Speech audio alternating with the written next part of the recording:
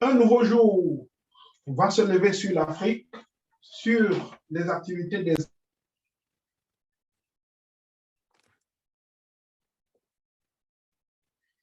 Cyril a coupé son micro.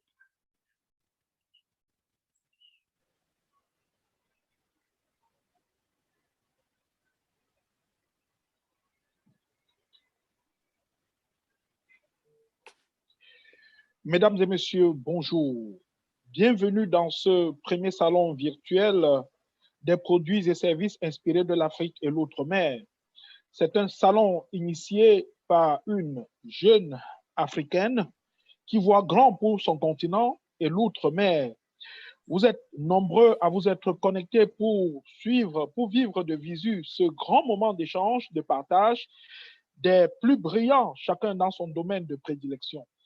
Nous sommes aujourd'hui honorés par quelqu'un qui va se faire découvrir davantage des Africains, des ultramarins et du monde entier. Son nom, Célestin Fatler. Il a accepté humblement d'être le parrain de cette première édition du salon virtuel des produits et services inspirés de l'Afrique et l'outre-mer. Qui est Célestin Fatler? D'où vient-il? Qui est-il? Comment a-t-il gravi les marches de la société pour devenir le spécialiste en leadership qu'il est devenu aujourd'hui? Et que dis-je? Il est en plus, et c'est une bonne cerise sur le gâteau, un coach certifié. Qu'est-ce que c'est? Tout cela, c'est en sa compagnie. Célestin Fatler nous fait l'honneur et l'amitié de se joindre à ce salon dont il est le parrain. Célestin, bonjour et bienvenue. Bonjour Cyril, bonjour Amel, bonjour à tous et à toutes. Je suis très, très content cet après-midi d'être parmi vous et c'est vraiment, vraiment un honneur pour moi. Et donc, pour également présenter cet atelier. Alors, Célestin Fatler, on a hâte de savoir qui vous êtes, comment est-ce que vous êtes devenu spécialiste en leadership, coach certifié. Votre parcours pourrait illuminer, éclairer les lanternes des milliers de personnes qui vont nous suivre et oui, de nombreuses personnes qui sont déjà en direct avec nous. Alors, moi, j'ai toujours eu une passion pour les gens, passion pour l'humain. Depuis très, très jeune, j'ai toujours aimé prendre le temps d'écouter, de chercher à comprendre ce que les gens vivent, quels sont leurs besoins. Et cela m'avait toujours amené à développer mon leadership. Parce que qu'est-ce que c'est le leadership? Le leadership, c'est de l'influence. On a tous de l'influence. La question que je me posais, comment je peux faire pour contribuer, pour impacter les gens au quotidien? Et c'est comme ça que j'ai commencé à m'intéresser de plus en plus avec le leadership.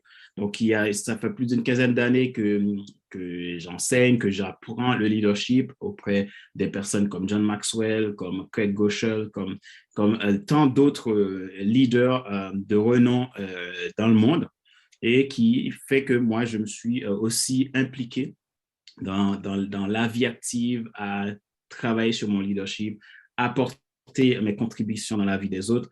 Et donc, moi, ma devise, c'est de faire en sorte d'ajouter de la valeur dans la vie des gens au quotidien.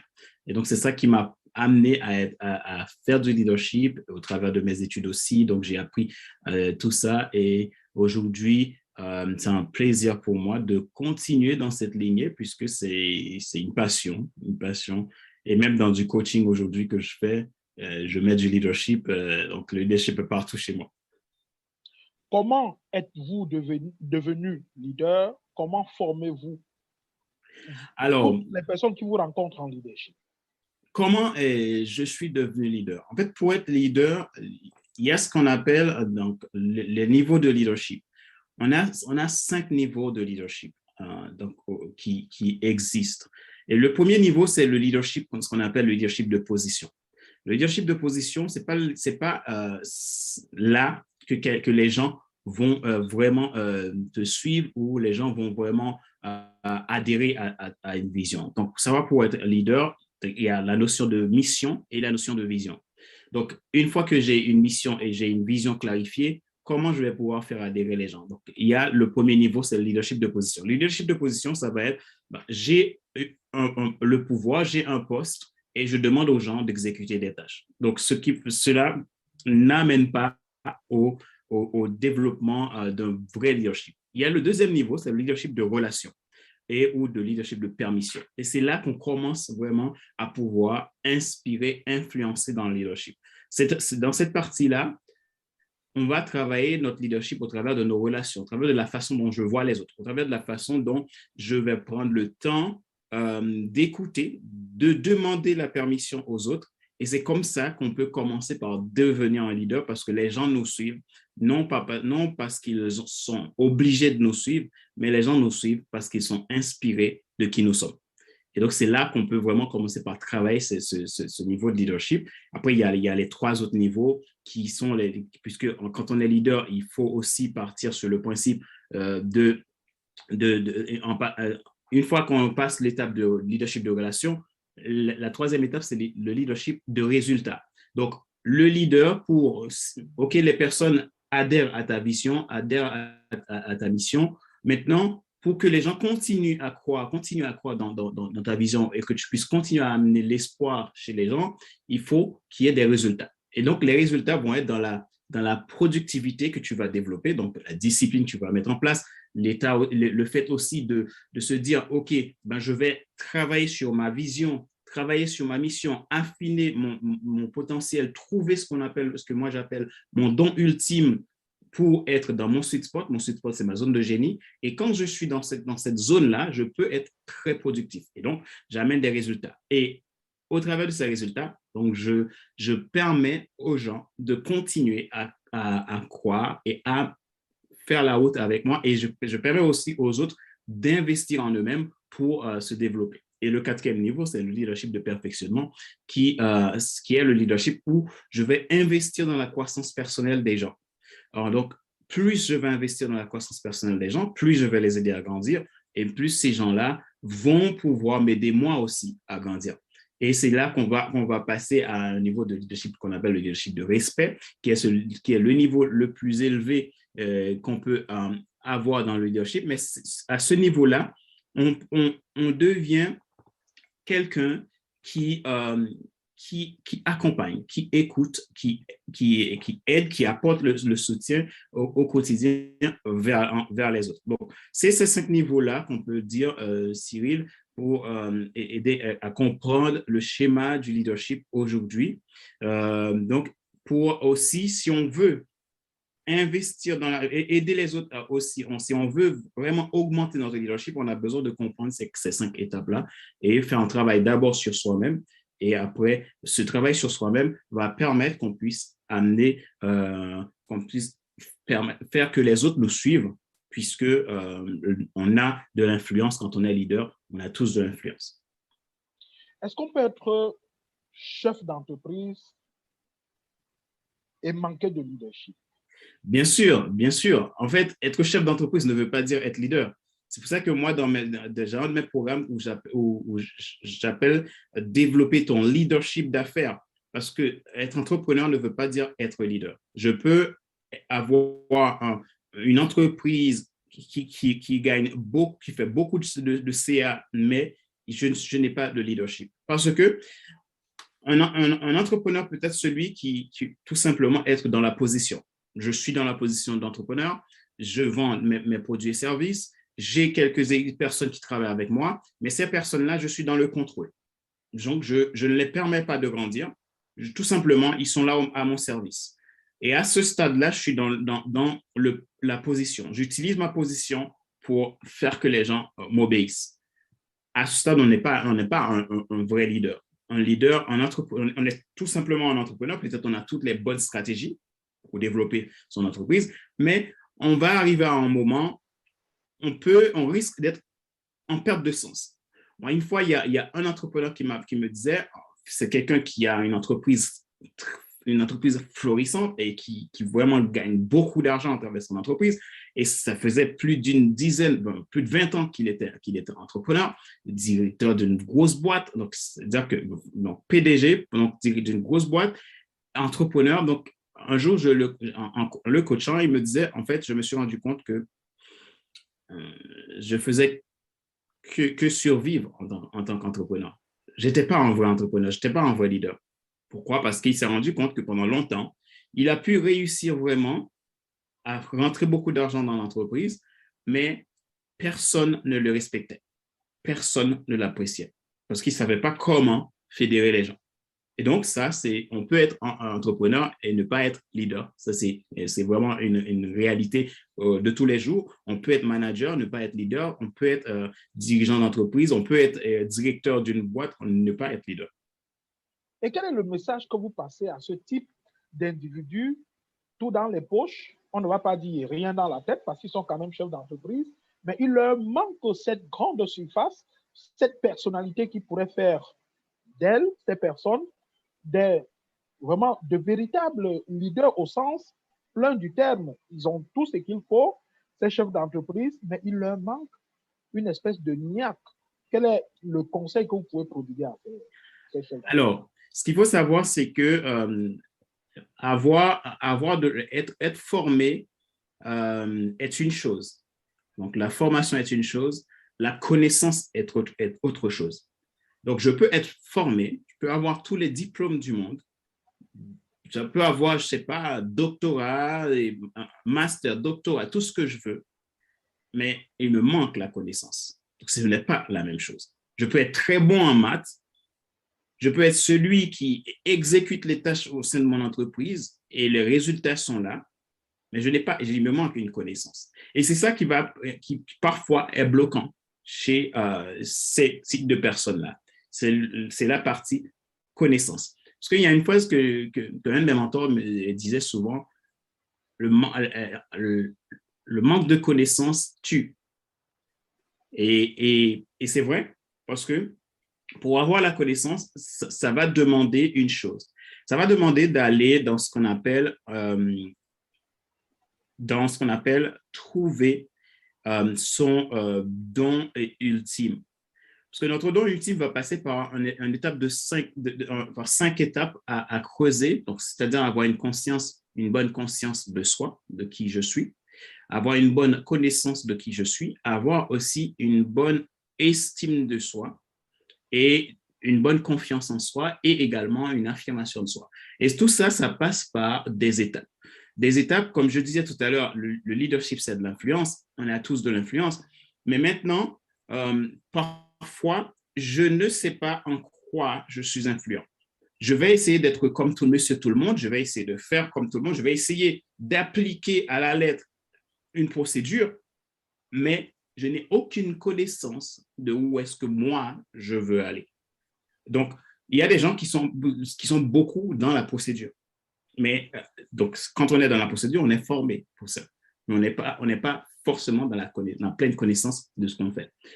Et donc, du coup, ce que moi, je préconise à faire, il faut savoir qu'un leader, il a 3 choses qu'il va amener. De la valeur, il va être celui qui libère le potentiel, il va être celui qui transmet la vision. Et donc, souvent, ces personnes-là ne respectent pas leur propre valeur, donc ne peuvent pas apporter de la valeur. Ils vont s'accrocher sur sur les procédures. Pour libérer le potentiel, le leader a besoin d'être lui-même libéré de son propre potentiel. Or, parfois, on va se retrouver souvent accroché à ce qu'on a appris, mais jamais à ce qu'on est vraiment pour se développer. Et donc, souvent, on va voir le discours de ces personnes vont être du coup sur un discours sur ce qu'ils font, jamais ce qu'ils sont. Or, pour passer à cette étape de vraiment de connaissance, on a besoin de commencer par ce que nous sommes avant d'être ce que nous faisons. Donc, pour transmettre une vision, on a besoin d'avoir une vision claire. Donc, une vision claire, c'est une vision qui est à la fois qualifiée et quantifiée. Donc, pour l'amener, ça demande de comprendre sa mission. Alors, comment la personne, un dirigeant, un leader peut comprendre sa mission et aller vers une vraie connaissance et développer tout son potentiel de leader dans son entreprise et faire en sorte que son entreprise, non seulement les personnes adhèrent à la vision de l'entreprise, les personnes restent plus longtemps dans l'entreprise, les personnes se donnent dans l'entreprise.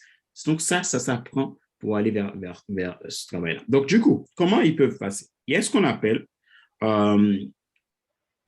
chaque individu a ce qu'on appelle son cadeau spirituel. Et là, quand je parle de cadeau spirituel, je parle de quelque chose qu'on a reçu avant même notre naissance. On a reçu quelque chose qui fait de nous ce qu'on est. Et on a la deuxième chose, ce qu'on appelle les expériences du passé. Les expériences du passé, c'est une deuxième catégorie d'éléments que nous avons, chaque individu a.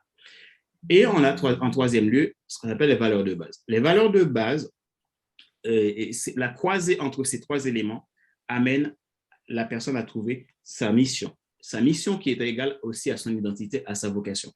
Maintenant, le cadre spirituel, c'est l'étape l'endroit où on peut puiser ce qu'on appelle la passion. La passion, c'est du terme grec qui s'appelle pathos. Pathos du grec, ça veut dire douleur. Donc, c'est-à-dire que quelque chose qui me porte, quelque chose pourquoi je veux trouver des solutions. Ça me porte dans mes tripes et je veux aller trouver des solutions. Donc, ça amène une motivation ultime. Et quand ça amène une motivation ultime, je vais être plus à aller fédérer les gens pour aller résoudre ce problème que de rester dans l'hyper-contrôle. Et donc, mes expériences du passé vont amener à ce qu'on appelle des ultra-compétences. Et les ultra-compétences, c'est là où je suis à la fois passionné et compétent. Et en troisième lieu, on a les valeurs de base qui amènent la personne à son histoire personnelle. Et le tout de ça permet à la personne de commencer par travailler sur cette bonne connaissance de soi. Et quand on a la connaissance de soi, donc du coup, on peut créer de l'estime de soi. Et quand on crée de l'estime de soi, on peut créer de la confiance. Donc, si j'ai confiance, donc je vais faire confiance aux autres. Si j'ai confiance en moi, je vais faire confiance aux autres. Parce que je n'ai plus besoin de m'agripper sur ce que j'ai appris pour faire passer mes ordres, mais je peux tout simplement être moi-même et travailler avec les autres pour les aider à avancer. Donc, au final, cela amène le leader à un moment donné, si c'est un manager, s'il passe par ces étapes-là, il va pouvoir développer son leadership et qui va l'amener à libérer le potentiel, transmettre une vision plus claire et apporter de la valeur. Et quand on apporte de la valeur, quand les gens se sentent exister au sein de l'entreprise, ben, du coup, les gens vont fédérer. Et donc, c'est aussi simple que ça. Donc, c'est un travail assez... Ce que je dis là, c'est peut-être, pour certains, ça va peut-être paraître nouveau ou un petit peu... c'est des éléments qui peuvent paraître nouveaux pour certains, mais c'est vraiment la base du leadership va passer par le dirigeant qui il est, donc se définir d'abord pour pouvoir maintenant transmettre ce qu'il peut transmettre et aider les autres, eux, à se rejoindre à lui sans forcer les gens. Alors, Célestin Fatler, votre exemple, votre réussite, en principe, doit faire tache d'huile. Je voudrais qu'on s'inspire de votre parcours pour aider les autres à s'améliorer, à devenir leader, à gagner en leadership. Est-ce qu'on peut devenir comme vous en étant pessimiste, en voyant une bouteille toujours à moitié vide au lieu de la voir à moitié pleine, en voyant un verre à moitié vide ou à moitié plein? Est-ce qu'on devient leader quand on doute de soi, de ses potentialités, de ses capacités à pouvoir faire de grandes choses? Alors, c'est clair, quand on doute, on ne peut pas, en fait, c'est que ce que je disais tout à l'heure, donc le leadership, c'est de l'influence, on a tous de l'influence, ce qui veut dire que nous avons tous du leadership en nous. Le problème, c'est que quand je suis pessimiste, donc je ne peux pas étendre mon leadership, je ne peux pas étendre mes limites, je ne peux pas augmenter le potentiel des autres aussi, puisque... Ça veut donc dire que chacun d'entre nous a priori ce que vous avez appelé tout à l'heure son cadeau spirituel. Son cadeau spirituel. On a tous cela. Et ça, c'est vraiment quelque chose qu'on a reçu, il faut le creuser. On l'a reçu avant même qu'on soit né. Ça, ce n'est pas les hommes qui nous le donnent. On l'a reçu avant même notre naissance. On est né avec. Un enfant naît avec son cadeau spirituel. Et vous allez voir, parfois, il y a des enfants qui vont aimer telle chose ou pas d'autre chose. Et souvent, nous sommes dans une société où on nous formate. Quand il faut faire telle étude, si tu ne fais pas telle étude, donc tu vas… Et souvent, les gens se retrouvent à faire beaucoup d'études, beaucoup de formations, mais la connaissance, ils ne l'ont pas. Et c'est là qu'on se perd au final. Donc, on a besoin de la formation et de la connaissance pour créer ce dynamisme-là pour devenir le leader qu'on doit devenir. Et ça, peu importe. Tu peux être président de la République ou tu peux être président, PDG de la plus grosse société au monde. Moi, j'ai rencontré des PDG de très, très, très grandes entreprises qui ont zéro leadership. C'est seulement des patrons. Et quand tu les coaches, quand tu discutes avec eux, c'est zéro leadership. Donc, ce qui veut dire que le pessimiste ne peut pas développer son leadership puisqu'il est enfermé dans des croyances limitantes, dans des limites limitantes. Et ces deux-là, il y a une différence entre les deux. Les croyances limitantes, c'est quelque chose qui est en nous. Et les limites limitantes, c'est des choses qui n'existent pas, mais qu'on va se poser ou que notre environnement va nous poser. Donc, ce qui vont dire qu'ils vont se retrouver coincés dans ces deux éléments, ils vont se sentir incapables, ils vont être dans le syndrome de l'imposteur. Être dans le syndrome de l'imposteur va me donner envie de m'accrocher à mon poste plutôt que de laisser les autres s'étendre pour qu'on puisse grandir ensemble. Et quand ils sont dans l'hypercontrôle, ils vont détester de voir des gens qui ont l'air plus intelligents qu'eux dans tel domaine, qui maîtrisent mieux qu'eux tel domaine. Moi, je me suis déjà retrouvé dans des sociétés où le patron, il te dit, il décide de ne pas embaucher quelqu'un parce que sur son CV, il voit qu'il a fait un truc que lui, il n'a jamais fait. Donc, s'il prend ce gars-là, ce gars, il va lui piquer son poste. Donc, je préfère prendre quelqu'un de bête, encore. Il n'y a pas de gens bêtes, mais dans son mindset, c'est ce qu'il va dire, de moins intelligent que moi, et je vais pouvoir toujours avoir le contrôle. Et je vais mettre mon pied sur sa tête et je vais lui imposer. Et c'est ça que je parlais tout à l'heure de leadership de position. Donc, je maîtrise tout et je pense que je maîtrise tout parce qu'on ne maîtrise rien au final. Donc, les circonstances, on ne les maîtrise pas. Donc, c'est ça pour vous dire que pour devenir un leader, la base, c'est la croissance personnelle. Quel que soit le dirigeant, président, manager, enseignant, tout ce que vous êtes, entrepreneur, si vous voulez que votre entreprise passe de l'entreprise inconnue à l'entreprise leader de son marché, la base, c'est la croissance personnelle. Et cette croissance personnelle amène à votre leadership. Et quand ça amène à votre leadership, vous devenez incontestable. Et parfois, moi, je dis à mes clients, quand je les accompagne, je leur dis toujours, en fait, moi, je veux t'accompagner pour que tu deviennes leader de ton marché et que tu aies zéro concurrent. Les gens ils disent, ah ouais, mais zéro concurrent, les gens, il y en a plein. En fait, je vais t'amener à trouver ce que tu dois faire, toi.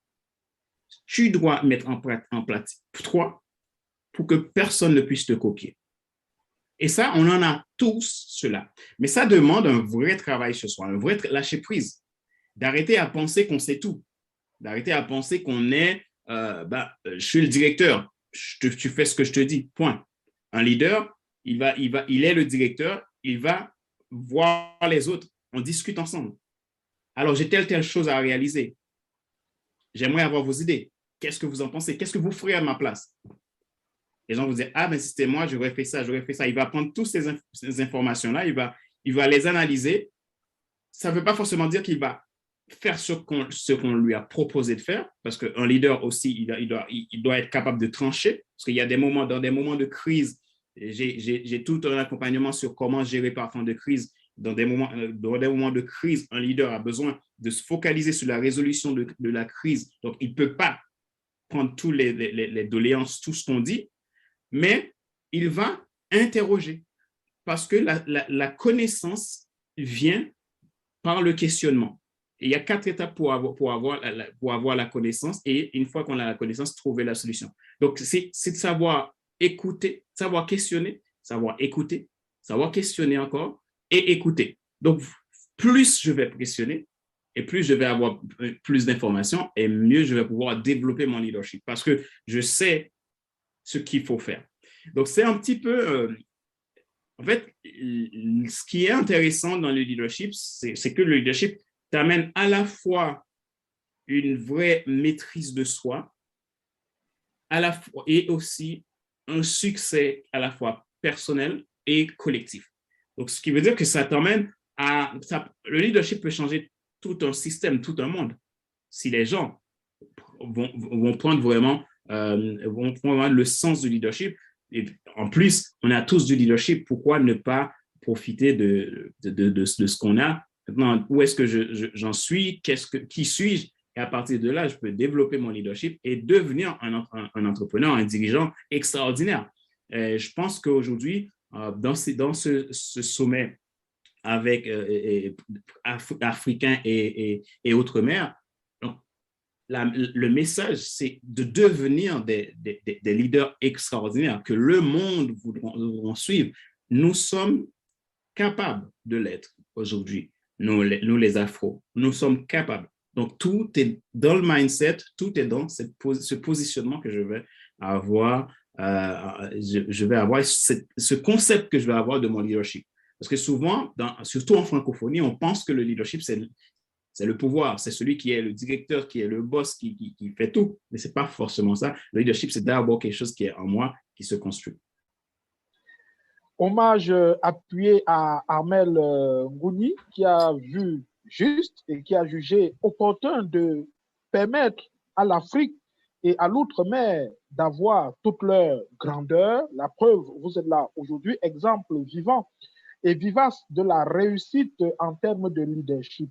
Vous êtes une grande source à laquelle devraient s'abreuver véritablement à longueur de journée tous ceux qui veulent voir leur leadership grandir. Et du coup, vous avez évoqué deux concepts dans votre précédente intervention qui m'inspirent une question. Quelle est la différence entre un patron et un leader? Alors, la différence entre un patron et un leader, c'est que le patron, il exécute, il donne des tâches, il ne délègue pas forcément le pouvoir. Et donc, ce qui veut dire que le patron, il est celui qui contrôle, qui te dit, ben, je t'embauche pour faire telle chose. Tu le fais et tu te tais. Ça ne veut pas dire qu'il y a des patrons leaders aussi. Donc, mais le patron, c'est ça. Donc, je suis là pour faire exécuter des tâches. Donc, vous les exécutez. Point. Le leader, c'est celui qui va à la fois être celui qui amène la vision et qui va fédérer les gens pour que les gens puissent réaliser cette vision. Et si vous allez voir qu'un leader, c'est jamais celui qui réalise vraiment sa mission. C'est toujours les autres qui le réalisent. Tandis que le patron, il va donner des tâches aux gens pour réaliser, et c'est lui qui va chercher à prendre toute la gloire, à dire, ah ouais, vous voyez, j'ai pu augmenter mon chiffre d'affaires, notre chiffre d'affaires de ci, de ça. Un patron va très rarement dire que c'est nous qui ont fait. Mais un leader va toujours dire que nous sommes arrivés ensemble. Donc, c'est la différence entre eux. Et donc, un leader délègue du pouvoir en même temps qu'il délègue des tâches. C'est-à-dire qu'un leader, déjà, si on va prendre l'exemple d'un patron d'entreprise qui est un leader, vous allez voir quand il donne une mission à quelqu'un, il lui donne l'autorisation de faire marcher sur sa créativité, son innovation, en toute liberté. Il va lui dire, OK, voilà, j'ai besoin de ça, je te laisse faire. Mais un patron qui est tout simplement un patron, va dire, je veux ça, comme ça, et il va vérifier à chaque instant, est-ce que tu as fait ça. Et donc, tu n'as aucune marge pour essayer de faire marcher ta créativité, puisque tu es tout simplement là pour exécuter une tâche. Donc, c'est la différence entre un leader et un patron. Un patron est tout simplement un exécutant. Il vous donne, vous faites, point barre. Il délègue des tâches. Un leader délègue non seulement des tâches, il délègue aussi du pouvoir. Parce que pour que les gens soient productifs, les gens ont besoin d'être dans leur plein potentiel pour pouvoir faire les choses. De se sentir un peu libre. Ça ne veut pas dire que le leader ne ne va pas vérifier. Quand on travaille ensemble, vérifier ne veut pas dire que je ne te fais pas confiance. Mais ça veut dire que la différence que le patron peut avoir, c'est que le patron peut vérifier tout simplement pour garder en contrôle. Mais le leader peut vérifier tout simplement pour faire évoluer, faire grandir. Et s'il y a quelque chose qui ne va pas, il ne va pas blâmer, casser les gens. Il va tout simplement essayer de voir, OK, comment nous pouvons faire mieux? Comment nous pouvons changer cette situation? Et c'est la différence entre les entreprises qui sont leaders de leur marché et les entreprises qui sont tout simplement là pour profiter. Et aujourd'hui, on peut en voir plein d'exemples. Et je pense aussi que nous, aujourd'hui, les Afro, nous avons besoin, on ne peut plus, d'être dans cette position de leader, celui qui fédère, celui qui va grandir ensemble, celui qui va amener une vision qu'on puisse mettre la main ensemble pour développer et avancer. Et donc, c'est ce que je crois et je pense que nous pouvons aujourd'hui. Alors, on en retient qu'un leader, c'est un meneur d'hommes suffisamment charismatique, quelqu'un ayant suffisamment de charisme pour pouvoir conduire ses troupes, et il s'est fait montre de beaucoup d'humilité, de modestie et de simplicité, alors que le patron, c'est quelqu'un qui vole parfois au secours de la victoire, les autres travaillent, mais c'est lui qui profite de la gloriole. Vous avez également utilisé un concept qui m'a fait tiquer, parce que jusque-là, on connaissait le syndrome de Stockholm. Vous avez parlé tout à l'heure du syndrome de l'imposteur. C'est quoi? C'est le syndrome de l'imposteur. Alors, le syndrome de l'imposteur, c'est quoi? C'est le fait que, en fait, je vais toujours avoir l'impression que je ne suis pas capable. Je ne suis pas digne. Je ne suis pas capable de faire ça. Je vais toujours essayer de me sous-estimer. Et donc, ce qui fait que je ne peux pas me développer pleinement parce que j'ai toujours cette impression d'être illégitime. Oui? Et quand on est dans le syndrome de l'imposteur, on peut faire toutes les études qu'on veut, on aura ce sentiment.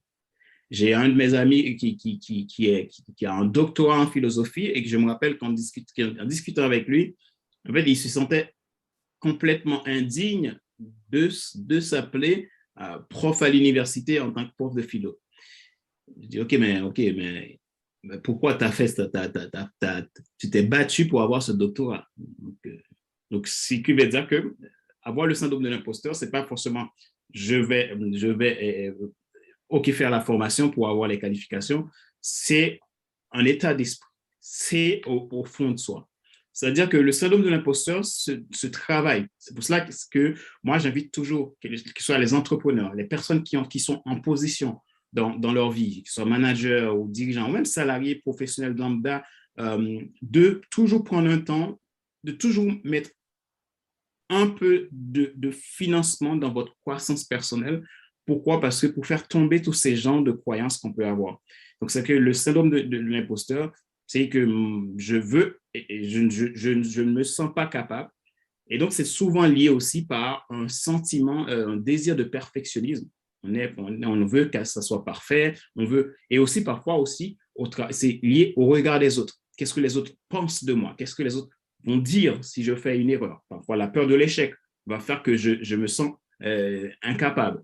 Donc, le syndrome de l'imposteur peut montrer qu'il y a beaucoup de problèmes en moi-même que je dois résoudre, que je dois régler pour pour sortir de cette peur, parce que en fait, du moment que je suis qualifié à quelque chose, le perfectionnement va se faire en pratiquant. Plus je vais pratiquer, plus je vais devenir excellent. Mais maintenant, quand je suis dans le syndrome de l'imposteur, je suis tétanisé, donc je ne peux pas me lancer, donc j'ai peur que ça se passe mal, j'ai peur que les gens me critiquent, j'ai peur ceci, j'ai peur cela, et donc du coup, je ne me sens jamais légitime. C'est pour cela que vous allez voir qu'il y a des gens qui, dans leur parcours, ils te disent toujours, en fait, j'ai envie de faire ça, j'ai envie de faire ça, j'ai envie de faire ça, donc il faut que je fasse telle formation.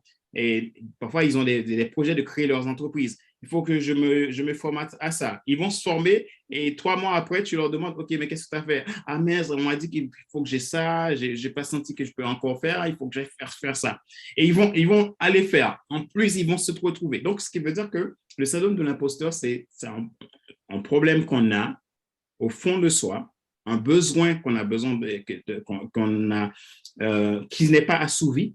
Et donc, il faut travailler dessus. Et voilà, je pense que très souvent, on peut se retrouver dans ce syndrome de l'imposteur, mais ça se travaille au niveau de l'état d'esprit et également au niveau du leadership, parce que le leadership va venir jouer son rôle là-dedans, puisque si je connais là où je suis influent, je vais beaucoup plus m'intéresser à me concentrer sur mon sweet spot, là où je suis bon et passionné. Et très souvent, quand on est dans le syndrome de l'imposteur, on n'arrive pas à percevoir en quoi je suis ultra bon, ultra passionné. Et or, tout individu a un point au moins dans sa vie où il est ultra bon, où il le fait naturellement. Même en dormant, on lui dit, écoute, il va dire, ah oui, je sais. Donc, on n'arrive pas à percevoir ça pour se concentrer dessus et se développer. Et donc, on est là, on fait du surplace, on tourne dans la roue du hamster et souvent, c'est très lié aussi au regard des autres, à ce que les autres pensent de nous, donc qui nous empêche de voir notre potentiel. Alors, permettez-moi, puisque nous parlons de ceux qui échouent, qui sont dotés d'un grand potentiel, mais qui échouent fatalement et qui ne comprennent pas ce qui se passe, permettez-moi de vous parler de quelqu'un qui va participer et qui participe déjà à cette première édition des produits et services inspirés de l'Afrique et l'outre-mer. On le présente comme l'accélérateur d'affaires.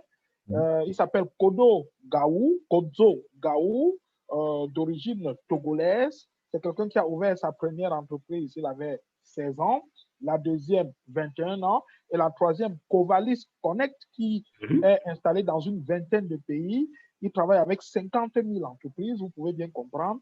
Et il a créé justement Covalis Connect parce qu'il a remarqué qu'autour de lui, pendant qu'il réussissait, presque tout le monde échouait. Alors, en même temps qu'on le salue, je voudrais vous demander de nous aider à comprendre pourquoi les uns réussissent et les autres échouent. Et c'est ce qui, il est un peu comme le médecin de ces entreprises qui échouent, mais vous, en tant que spécialiste en leadership et coach certifié, vous pouvez déjà nous aider à comprendre les raisons de ces différents fiascos-là. Alors, en fait, l'échec, c'est aussi de la manière dont je vais le prendre. C'est aussi un état d'esprit. Quand j'échoue, comment je me sens? Est-ce que je trouve que c'est une fatalité et que je me plains, je rentre dans ma zone de confort, je me mets dans mon cocon et je ne fais plus rien? Ou est-ce que je prends ça comme un signal pour changer quelque chose? La plupart du temps, on va échouer et on va plus rien faire. C'est parce qu'on a décidé de ne pas changer ce qu'il faut changer. Pourquoi? Parce que c'est en prenant des risques, en mettant en place des actions qu'on peut réussir. Toute réussite a une dose d'échecs. Et parfois, on va avoir beaucoup plus d'échecs pour avoir une réussite. C'est comme dans la vente. On va avoir beaucoup de gens qui vont nous dire non avant que l'on trouve plein de gens qui nous disent oui. Mais si je reste sur les non et que je ne fais plus rien, je dis que mon produit n'est pas bon, etc., j'arrête. Donc, je vais avoir cette intention que j'ai échoué. Donc, il y a beaucoup d'entreprises qui réussissent, beaucoup d'entreprises qui échouent, mais ces entreprises-là, il y a toujours une cause de cet échec-là. Et cette cause de cet échec est toujours aussi un moyen de créer le grand succès. Parce que j'aime bien aussi le dire, derrière toute crise, il y a une opportunité. Le souci, c'est souvent mon ego qui va me donner un coup. Très souvent, on va être dans l'ego. En fait, on va vouloir contrôler les circonstances au lieu d'avoir de nouvelles perspectives. Et comme un de mes mentors, Craig Groeschel, qui dit, si tu ne peux pas changer les circonstances, tu peux changer de perspective. Quand j'échoue, quelles sont mes perspectives? Est-ce que je me vois anéanti, c'est fini pour moi? Donc, je remballe tout, je rentre chez moi. Ou est-ce que je change, je prends le temps de faire le point et de voir où est-ce que j'ai commis une erreur et que je dois changer, où est-ce que je dois continuer. Et c'est ça, en fait, qu'il faut comprendre. Donc, l'échec sera toujours là. Le succès sera toujours là aussi. Or, pour avoir le succès, on a besoin d'accepter aussi que l'échec existe.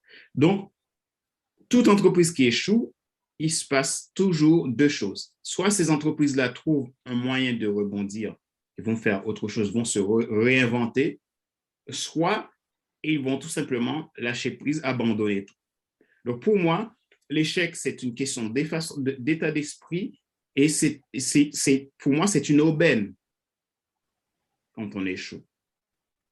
Si on prend le temps, c'est douloureux, oui, mais si on prend le temps de chercher à comprendre qu'est-ce qui a fait que j'ai échoué, ben je peux trouver des solutions pour résoudre ce problème d'échec. Donc, pour moi, pour arriver à éviter l'échec, c'est de partir sur ces perspectives, avancer quand même, mettre en place des actions, prenez le temps de clarifier les choses, d'avoir une vision clarifiée. Et dans cette vision-là, on avance. Ce qui peut arriver, à un moment donné, les circonstances peuvent faire que je suis obligé de changer de voie, de bifurquer. Mais si je suis quelqu'un, si je sais ma vision, si je suis confiant, si je sais où je veux aller, à un moment donné, je peux toujours rebondir, reprendre mon chemin vers mon succès. Si on prend les exemples de beaucoup d'entreprises, même par exemple, on va prendre le cas d'une des entreprises de KFC, le cas d'Alibaba aujourd'hui, ce Chinois qui a essuyé d'échec en échec, il aurait pu rester là. Mais au bout d'un moment, il a continué. Aujourd'hui, c'est une entreprise géante dans le monde entier. Et donc, on peut prendre l'exemple de KFC. KFC, ben, le gars, il a essuyé plein de refus. Mais il aurait pu dire, ben, j'ai échoué, j'abandonne. Mais il a pu retrouver des choses. Walt Disney, ça fait pareil. Je pense que l'échec, c'est une question d'état d'esprit. Donc, comme Nelson Mandela, il a dit, je n'échoue jamais, soit j'apprends ou soit je grandis. Donc, il y a toujours une possibilité d'avancer malgré l'échec. Que pouvez-vous conseiller? Nous en avons encore pour 15 petites minutes. On ne voit pas le temps passer. Coach certifié spécialiste en leadership, Célestin Fatler, on en a encore pour 15 minutes tout au plus. Okay. Et pourtant, que de choses apprenons-nous de vous. Vous êtes une véritable mine de connaissances en termes de coaching, en termes d'accompagnement, de leadership. En peu de temps, à la fin de cet entretien, de ce partage, de cette grande conférence, vous me direz si oui ou non j'ai été un bon élève. Mais en tous les cas, quel conseil pouvez-vous prodiguer à quelqu'un qui aimerait devenir à tout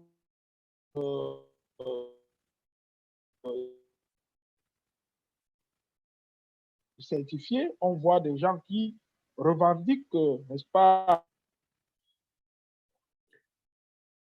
véritablement la carrure. Si vous voulez conseiller à un jeune, à un plus jeune, de devenir coach, qu'est-ce que vous pouvez lui prodiguer comme conseil? Alors, si je dois prodiguer un conseil à quelqu'un qui veut devenir coach, la première chose à faire, c'est de vous poser la question pourquoi vous voulez devenir coach. Parce que être coach, c'est pour moi une responsabilité puisque vous allez travailler avec des gens, vous allez accompagner l'humain et donc vous devez savoir pourquoi vous voulez être coach. Parce que beaucoup de gens aujourd'hui vont se dire, ben, je vais être coach parce qu'on dit dans le coaching, je peux rentrer beaucoup d'argent, je peux faire beaucoup d'argent, etc. C'est une grave erreur de vouloir devenir coach rien que pour faire beaucoup d'argent.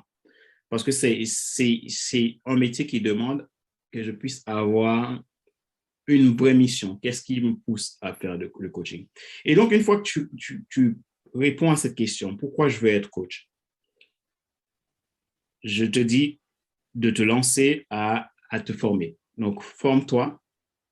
Moi, je t'encourage à former auprès des meilleurs. Forme-toi pour avoir les bonnes bases pour savoir coacher. Parce que un bon coach, c'est celui qui va pouvoir écouter, questionner, comprendre, après aider la personne à trouver ses propres solutions. Donc, si cela demande vraiment d'être dans une position de celui qui accompagne, qui guide, qui n'influence pas dans le sens qu'il ne va pas essayer de dire ce qu'il faut faire, mais d'aider la personne à trouver elle-même ce qu'il faut faire. Donc, du coup, une fois que vous formez, lancez-vous à faire du coaching. Donc, comment vous allez faire? C'est déjà travailler sur votre projet d'entreprise. Donc, préparez-vous pour voir comment vous allez préparer vos offres d'accompagnement. Et une fois que vos offres d'accompagnement sont là, vous les proposez aux gens qui souhaitent avoir tes services. Donc, moi, je dirais, la première chose, c'est de savoir pourquoi je veux faire ce que je fais. Si tu sais vraiment pourquoi tu vas le faire, tu auras une vraie raison, ce qui va engendrer une passion. Et ce qui va engendrer une passion, et du pathos, du grec pathos, ça veut dire une douleur, une motivation ultime, et qui va vous aider à travailler sur vos ultra-compétences. Et vos ultra-compétences, c'est là où vous êtes bon et passionné en même temps. Ce qui veut dire que quand vous allez travailler avec quelqu'un, la personne va dire que vous êtes le meilleur coach. Et moi, j'ai ma phrase que je dis, les meilleurs coachs ne savent rien. Pourquoi je dis les meilleurs coachs ne savent rien?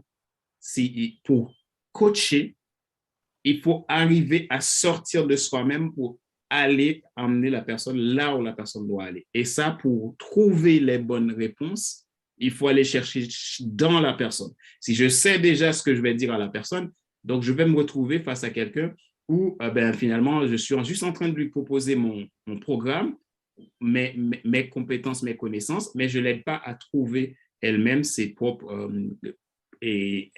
programmes, objets qui soient au fond d'elle.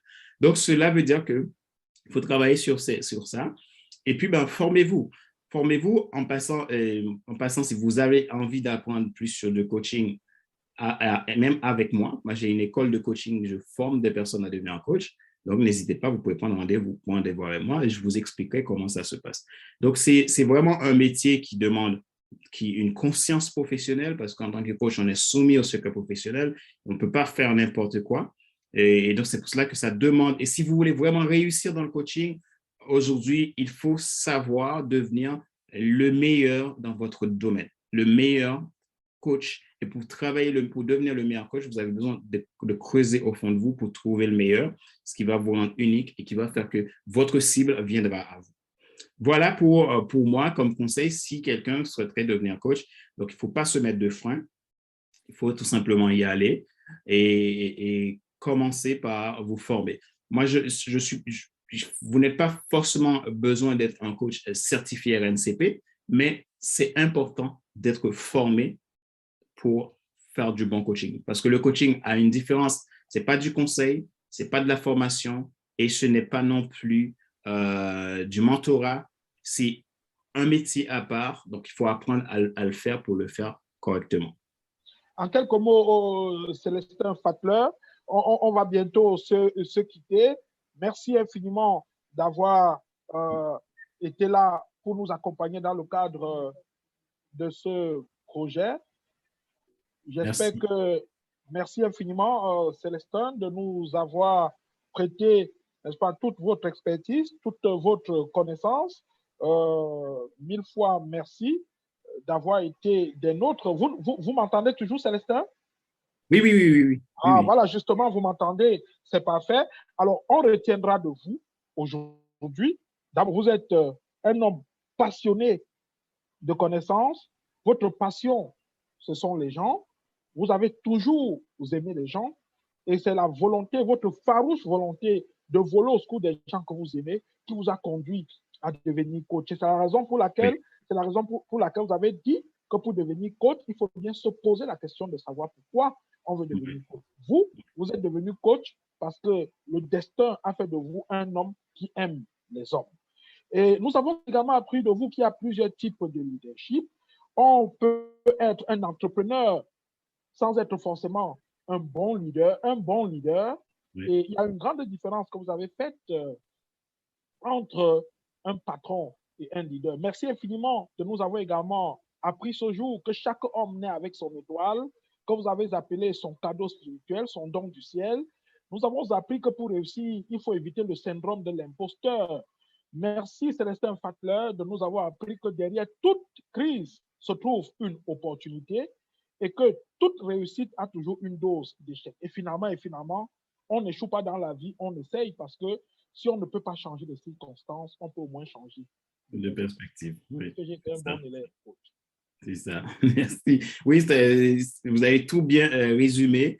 Et en tout cas, c'était clair. Et je pense que c'est le message que je veux faire passer à tous aujourd'hui.